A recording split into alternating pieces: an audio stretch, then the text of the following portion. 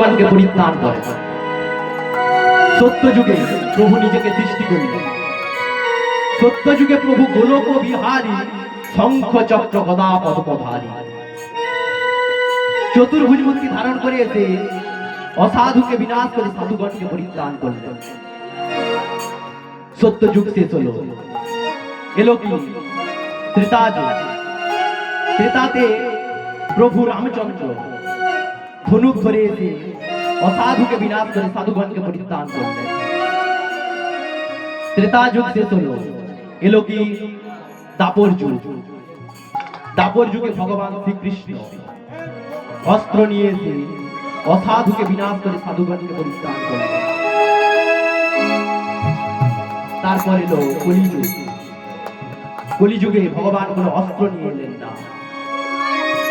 অন্তে কৃষ্ণ বহির্গৌর দর্শিতং গাদির ভব কনৌ সংকীর্তন দস্ম শ্রীকৃষ্ণ চৈতন্য মাতৃত।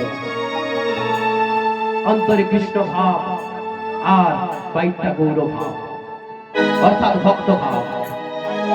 তাই পদকবি কি বললেন?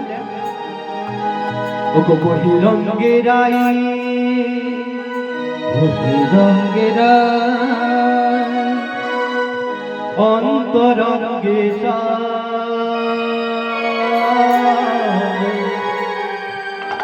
বহিরঙ্গেরাই অন্তরঙ্গে